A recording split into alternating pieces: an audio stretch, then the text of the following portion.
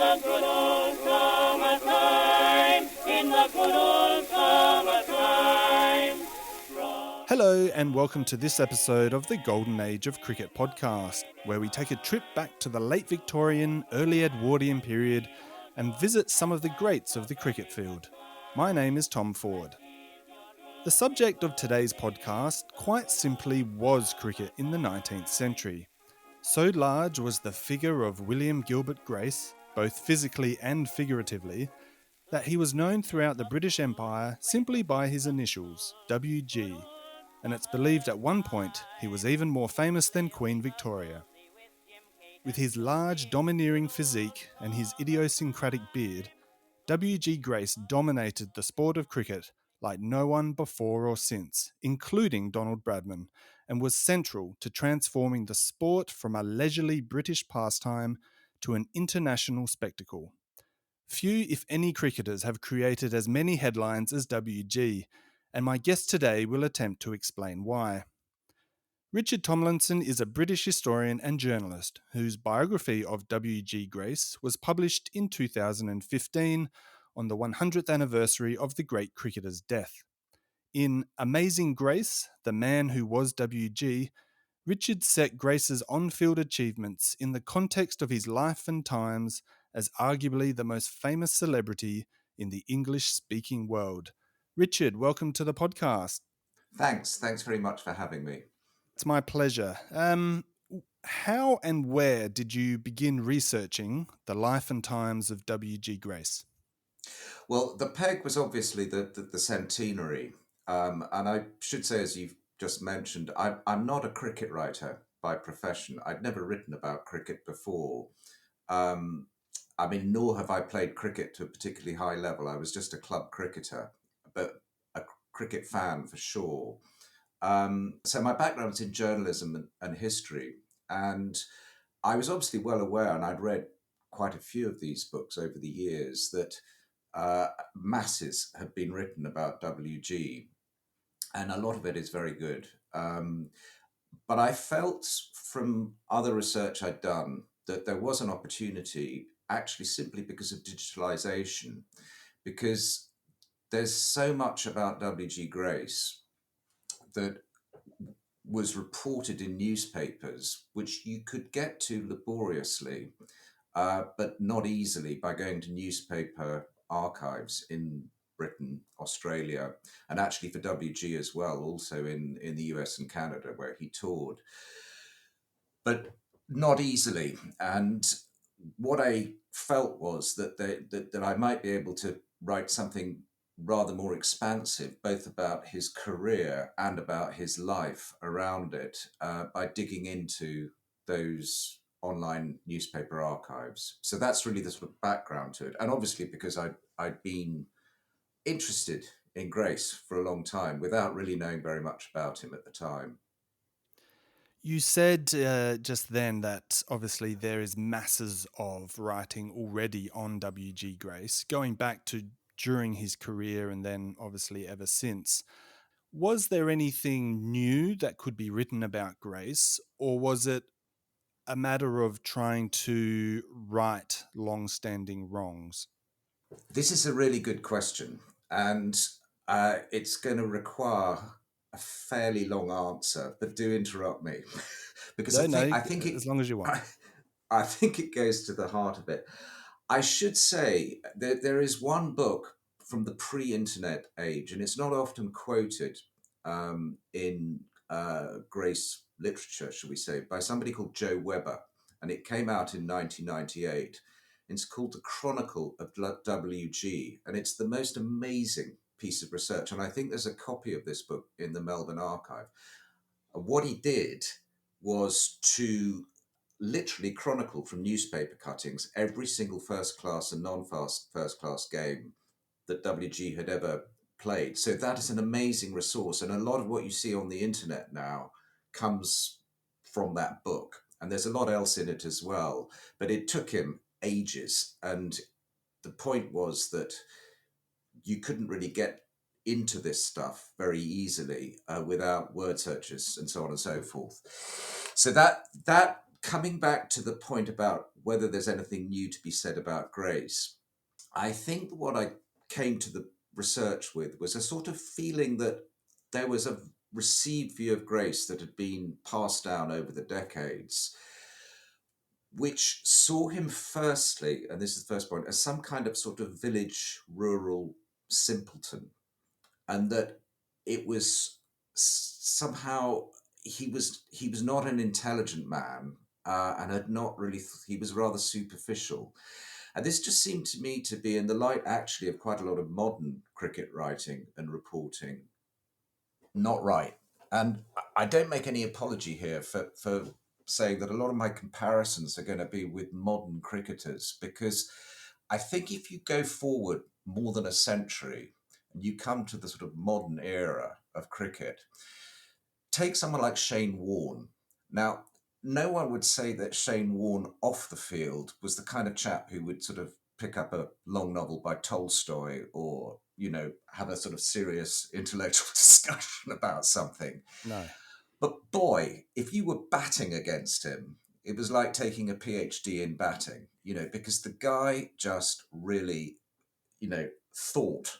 I mean, he was a thinking cricketer. Now, that to me was my starting point with Grace, that I was skeptical, if you like, of this view of him, which had come down right from the beginning in the way that he was written about, often by people who'd been at Eton and Oxford University, that he was somehow simple, and he really wasn't simple, and you could prove that he had a brain, or that he was a thinking person, just by and educated, just by looking very briefly at his biography. I mean, his school, for instance, where he grew up in on the outskirts of Bristol, it was a good school. It was a school for boys who were going to go into the trades, into medicine, like him, and he got much more than the 3 R's from that school. And I had a bit of fun in my book pointing out that actually his great friend Lord Harris, who went to Eton and Christchurch, Oxford, arguably had a worse education than Grace. There's another thing that I think is often misunderstood about Grace, which is he went to Bristol Medical School for his training, and people said, "Oh yeah, he must be a real old sawbones," and he wasn't. He was certainly on the basis of that particular phase of his medical training. His surgical tutor was very advanced. So that's the next thing I would say. And I suppose the last thing, which is always cited when people are talking about Grace as this sort of simpleton, was that people said he never read a book in his life, which is nonsense. He actually had lots and lots of books. I mean, you can prove that in his parlor, in his sitting room, in his last house where he lived, in the early 1900s. And a lot of those books were about cricket. So that leads to the second point, which is that John Arlott, and I only name him because he was a very, very fine cricket writer. Mm. But he too, and this has been sort of the view of Grace, I think, right the way down the line. He referred to Grace in the radio program he produced in 1948 as an instinctive cricketer, that it was all instinct, it was all somehow something that was just in him. Well, let me tell you, that is totally untrue. I mean, he never was there somebody who thought more clearly and analytically about batting, which was the great subject of his life. And you can demonstrate this in all sorts of ways. And so I think that what I then came to feel from doing the research for this book was that, in a way, I know this series is called The Golden Age of Cricket, but it's for Grace, it is the correct lens, but it's also because we can come to this, he was, absolutely essential to there being such a thing as a golden age. But he was tremendously modern as a cricketer and in his outlook. And I pulled out one quote, and he wrote it himself, just to give you an illustration of his thinking about batting. And it's just a piece of advice I think it came from the boy's own book that he wrote about cricket. And he's talking about blocking. And he says, I quote, "When you block, infuse a little power into what you do, and do not be content to stop the ball by simply putting the bat in its way. Anyone can do that, but try and score off it too. Now, to me, that's Joe Root, Ricky Ponting, any of the modern greats, Mm. you will see them do that, but you didn't see them do that in Grace's time. So if you want the short answer to, is there anything new to be said about Grace? The answer is, I think, lots. And it comes down to these three core things. Very interesting listening to you debunk the idea of him as a simpleton, and shame on me in my introduction for not actually referring to him as Dr. W.G. Grace, because we forget, of course, that, as you mentioned, he was a practicing GP. We're going to get to how often and how much he enjoyed the practice of being a doctor later in the podcast. Sure. And again, that might help us put his cricket in perspective. Richard, was there any one thing, I'm sure there were many, but was there any one thing in particular which really surprised you in your research? What I would say about that is that it's a good thing, really, because I didn't know very much about him, as I said, beyond the outline of his amazing cricket career. And I deliberately did the research chronologically. So I started at the beginning, and I didn't get ahead of things. I just went through from his early years after he was born in 1848, growing up in Gloucestershire, all the way through the great period of his cricket career to the sad decline, and then his last years playing club cricket in South London. And the thing that surprised me, and I have to say it relieved me somewhat, is that he changed. And if you think about anybody, that's quite an obvious thing that happens as you grow older. Is that many people change a lot, but in Grace's case, as a biographer, it was a relief because he's extremely obnoxious in many ways as a young man, and that is actually part of his box office appeal. I mean, he just does not do anything. He doesn't play cricket in the way that he was supposed to. He doesn't approach it because he's just out to win. And there are so many examples of his bad behavior, and they're well known. But so he's tremendously obnoxious. He then does this tour of Australia in 1873-74. And for me, he's totally out of his depth. I mean, a lot of what went wrong with that tour wasn't his fault, and I'm afraid to say it was the fault of the promoter in Melbourne, a guy called William Biddle, who really, he was a failed gold speculator. But a lot of it, particularly the management of the professionals, it was Grace's fault because he just was hopeless at it.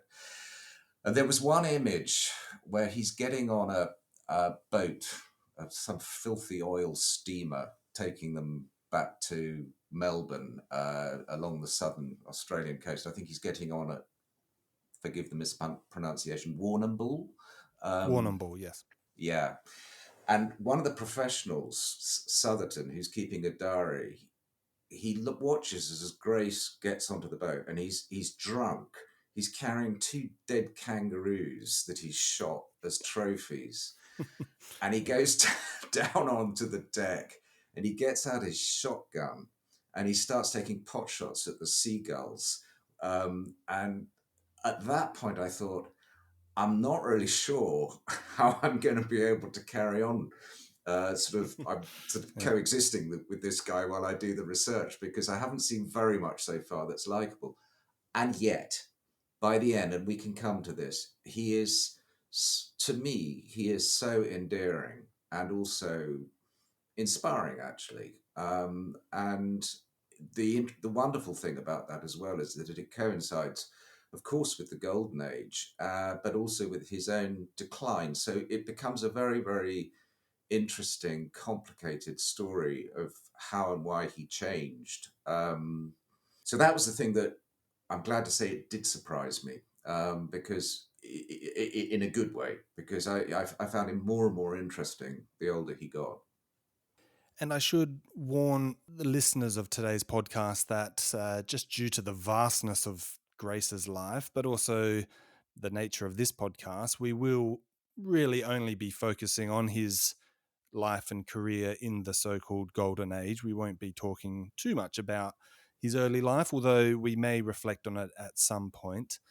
Richard, can we ever truly understand the sheer vastness of his celebrity? You mentioned in your book that he has fans ranging from everyone from an American Civil War general to King Edward VII. Can you answer just how famous he was at one point in his career? Well, I tried to do it in all sorts of different ways because you can measure it in terms of newspaper references, and there are just tens of thousands. I mean, you never get to the end of them, and I'm not pretending that I've read all of them.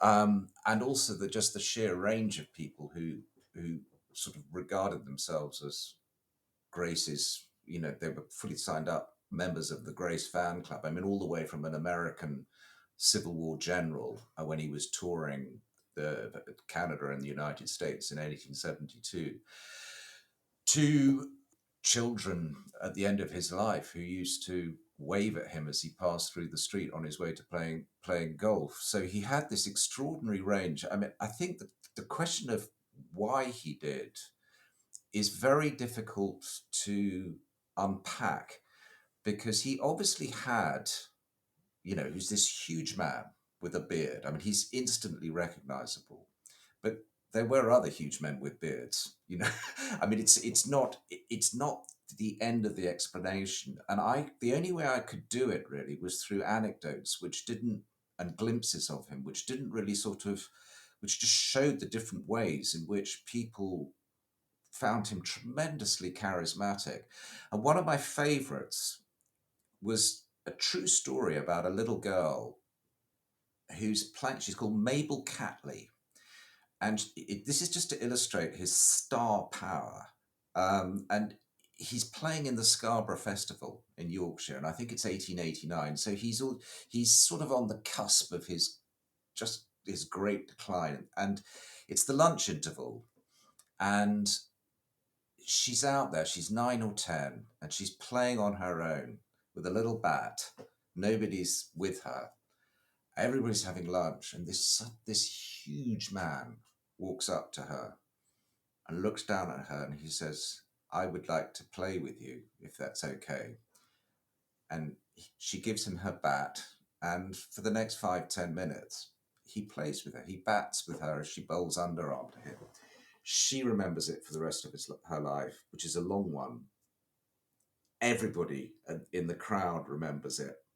And he just had this extraordinary charisma, and I guess you could say a sort of common touch that meant that in crowds he was recognizable, but he was also just a kind of magnetic person, added to which, we can come to this, he was absolutely the greatest cricketer of the age until, we can come to this as well, of course, he started to be surpassed by a whole series of Golden Age batsmen, Ranjit Singh Fry, others, and faded.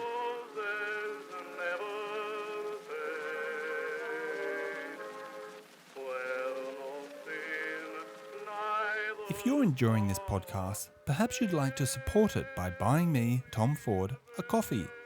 Every little donation helps with the production costs and also inspire me to keep going. You can support by donating as little as $5. Visit buymeacoffee.com/Golden Age of Cricket.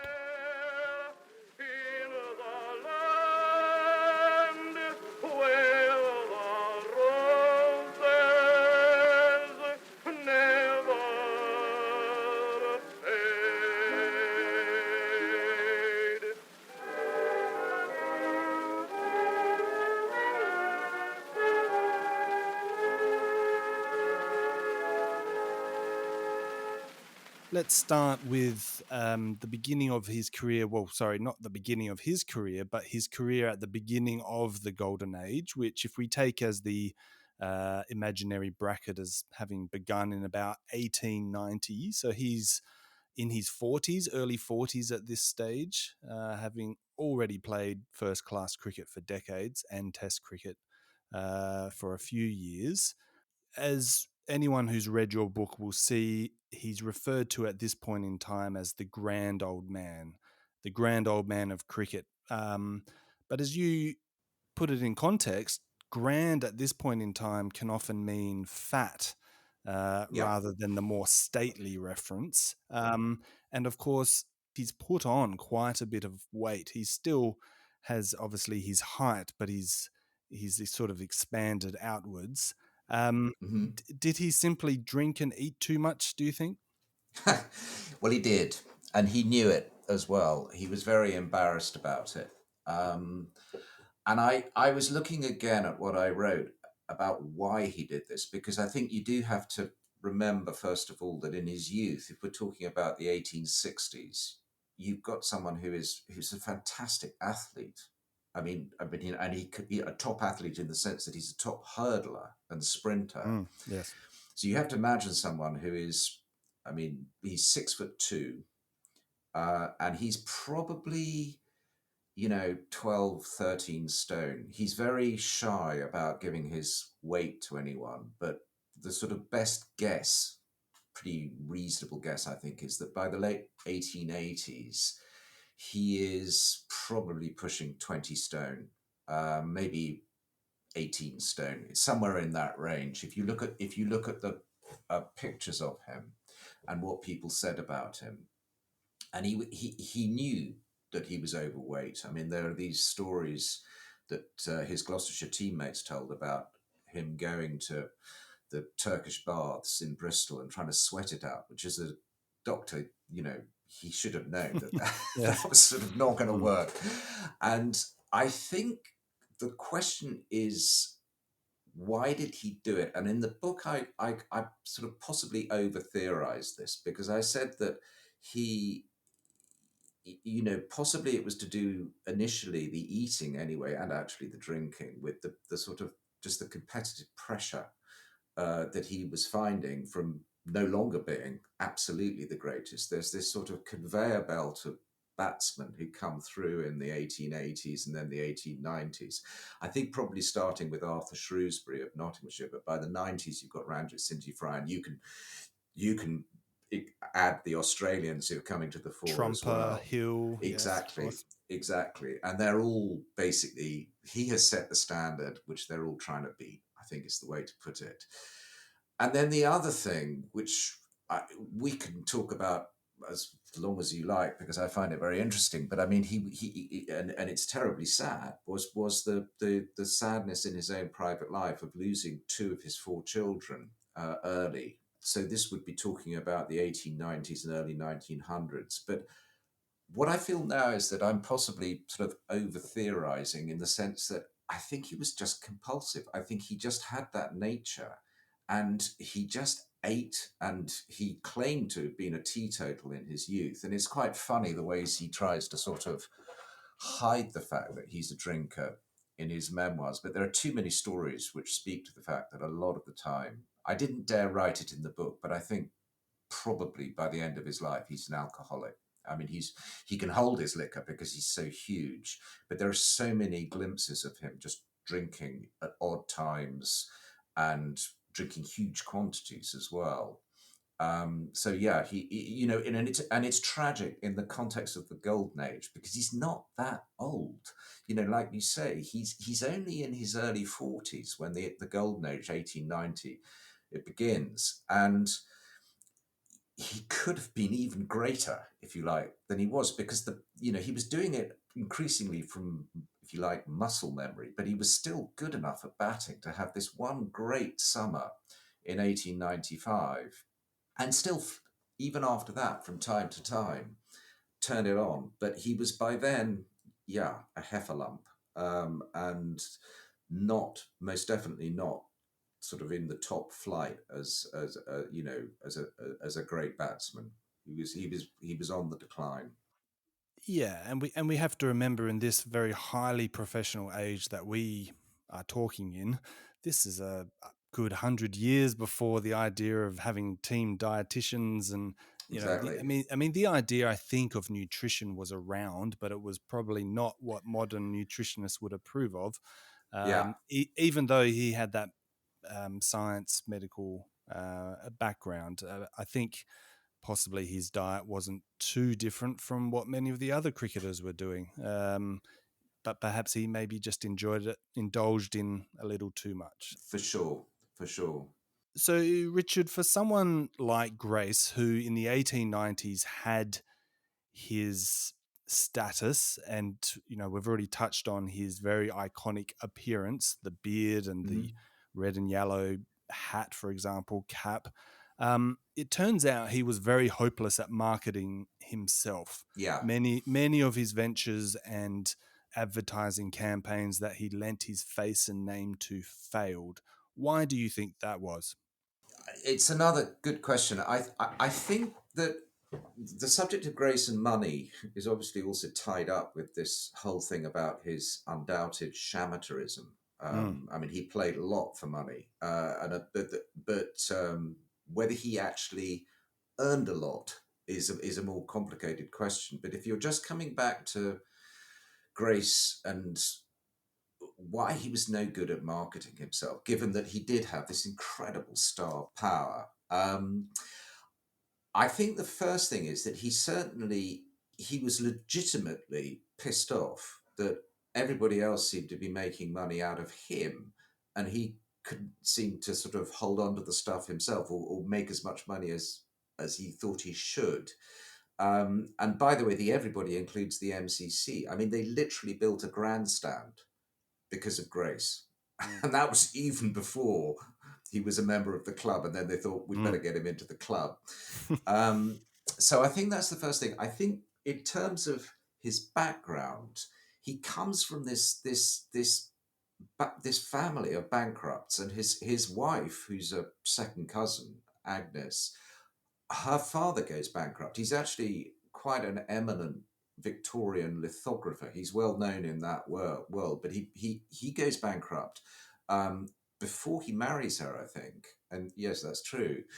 And so he's surrounded by family who are all no good with money. There's no real sort of role model for him, and he's just sort of nervous about money. So I think he's got that kind of. I was trying to think of a sort of contrast, and actually I think Braddon would be quite a good one, because you could never imagine W.G. Grace as a stockbroker, which was what Bradman sort of notionally became off season. So he was just no good with money. And then I think the other thing, which is also true in this respect, is that he was very, very interested in playing as much cricket as he possibly could anywhere. But what he wasn't good at was putting the time and effort into figuring out, well, if Coleman's mustard is going to rip me off, perhaps I need somebody, an agent really, who's going to help me deal with all of the stuff. And he didn't operate like that, WG. Everything had to be done through him. And he was very difficult to negotiate with because he was always off playing cricket. And so I think that would be, for me, the third reason, is that he was just he was not a natural businessman.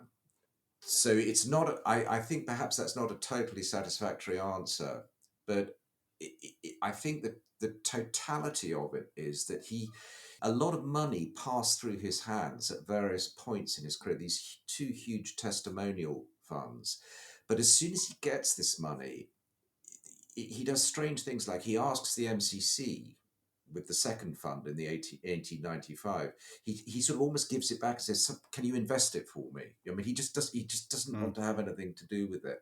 So he's kind of odd and contradictory in this respect. He wants the money, but he doesn't really know how to deal with it. Yeah, sure. I mean, that does make sense, but again, he's not really the only cricketer that I can think of from the golden age who's quite terrible with money. It seems like it's almost a recurring. I mean, again, we're thinking in modern terms, where modern cricketers are just surrounded by dietitians Exactly. and psychologists and probably financial advisors. He's definitely not modern in this respect. I mean, there is one story which I'm fairly sure is true, because it was told by several sources, where he's walking down a street with some friends in Bristol in the 1880s, and he sees this kid across the street, some teenage kid, who's smoking a W.G. Grace novelty pipe. And it's got the image of W.G. on the pipe. And Grace is really curious about this. And he crosses the street and he sort of says, "Oh, I'll have a look at that." And he's chuffed enough that the boy is smoking a W.G. Grace novelty pipe that he says to the boy, "I'll buy it off you." So he's actually wants to buy his own image off a boy who's bought a pipe that from a company that has ripped off his image. He's that far away from being savvy about money.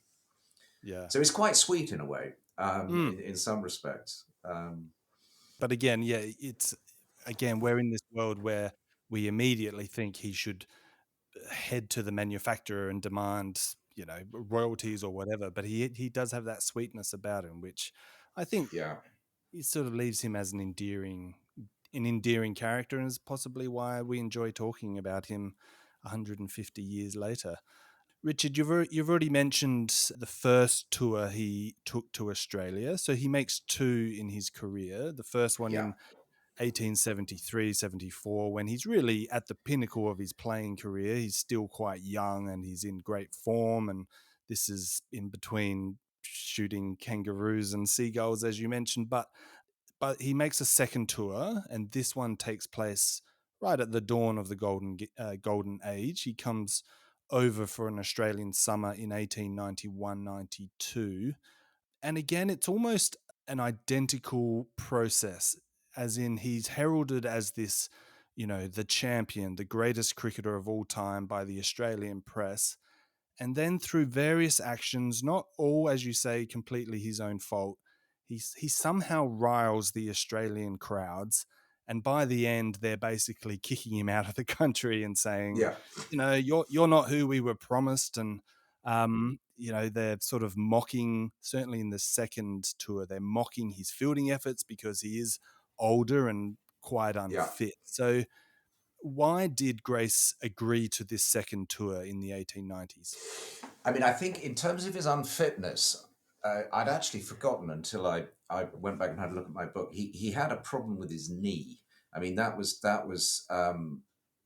probably made him seem older, if you like, than he perhaps was on the cricket field. I mean, we can come to that when we talk about 1895, his great year. But in terms of the Australian tour, well, I think he the reason he agreed to do the tour was money. I mean, he was paid.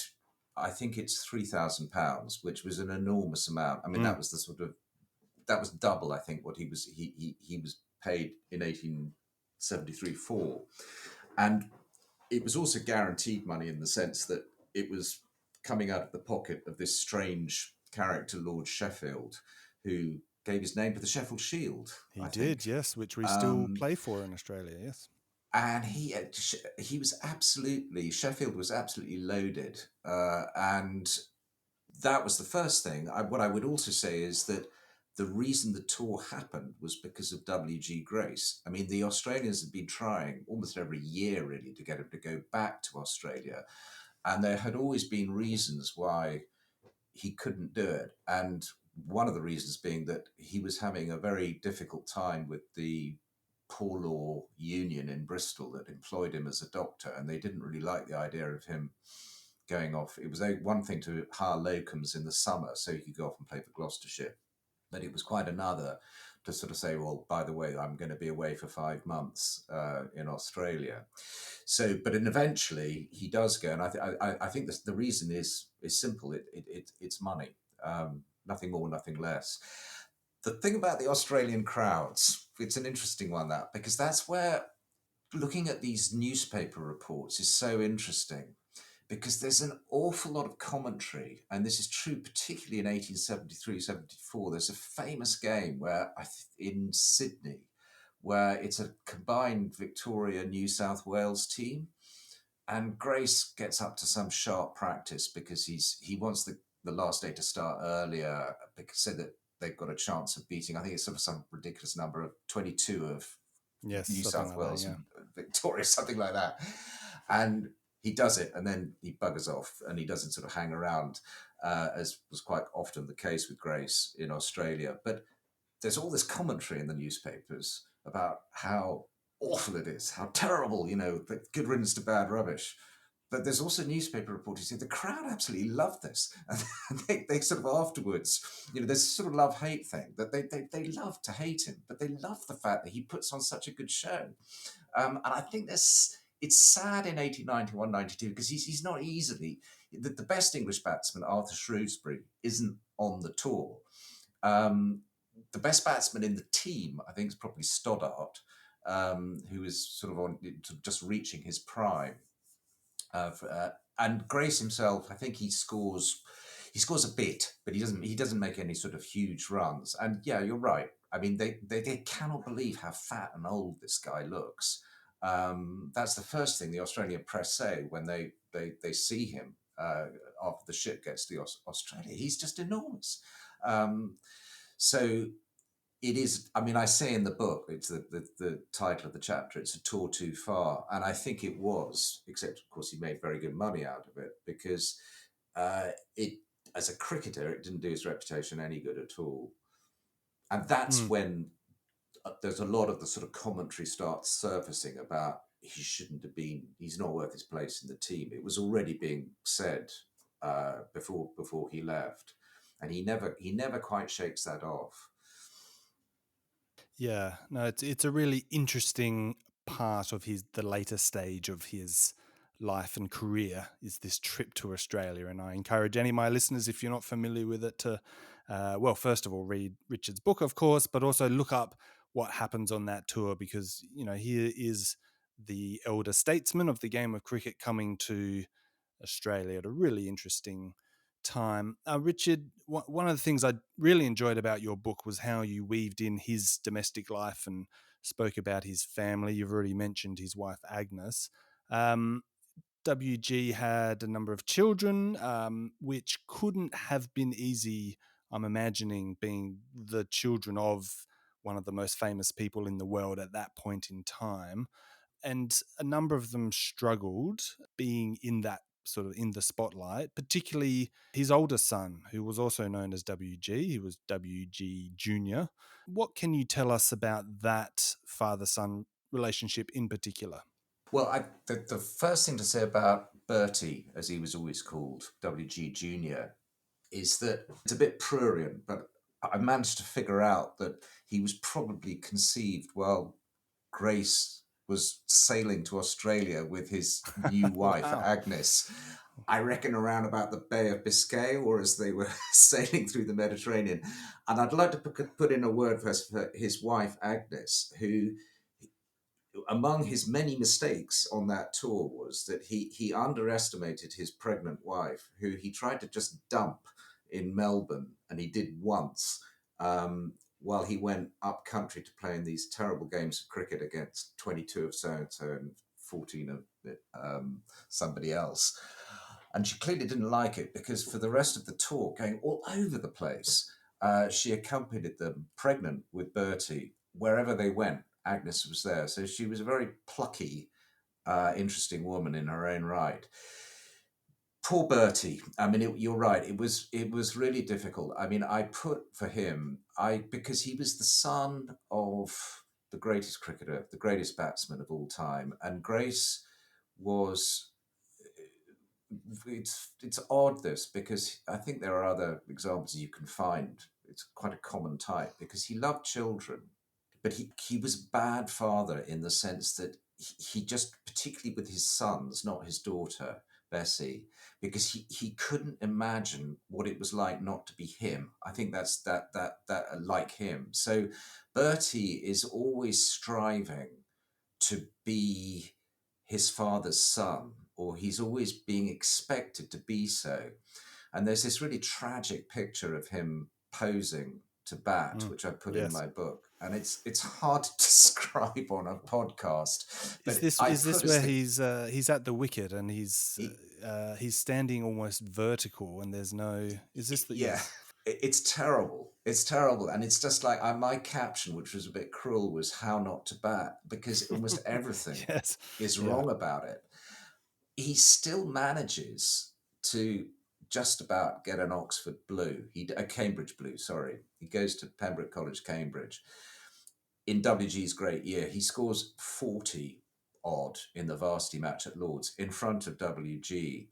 But I think that really you can sum up Bertie by his problem the following year in 1896 when he's, 22 more or less. And he goes out to bat for Gloucestershire against Sussex. Billy Murdoch was playing for Sussex, I think. Yeah, he would have been at Bristol. And W.G. Grace Jr., Bertie, gets out for one. And he then has to spend the next day and a bit watching his dad score a triple century while Yeah. everybody's saying to him, you can be sure, what a tremendous innings, Yes. your dad is playing, and what rotten luck you got out so young. Mm. And he is nonetheless, he obviously in a different way, he has some ability. I mean, he ends up as a maths teacher at a public school and then at the Naval College on the Isle of Wight. And he plays quite a lot for W.G. Grace's team in London, South London, in the early 1900s. But he dies young after a botched, what sounds like an he got appendicitis, and it's not very clear, but he dies on the operating table. So he dies in, I think it's 1905. It's a sort of sadly unfulfilled life. So that's Bertie. Not a happy life, really. You alluded to this at the opening of the podcast, how it's another chapter in Grace's life, or an example where his life is accompanied by tragedy throughout, and he does seem to mourn those really close to him. I mean, when his brother EM dies in, I think, 1911 or so, who was another very great cricketer, Yeah. not at WG's level, but was certainly one of the prominent batsmen in the 1870s, 1880s. Grace wears like a black armband for weeks and Yeah. weeks, and He again, really. he feels it terribly, and he's also. I mean, I think there's two things there. One of which is that one just has to sort of get over this idea that Grace was some kind of jolly giant.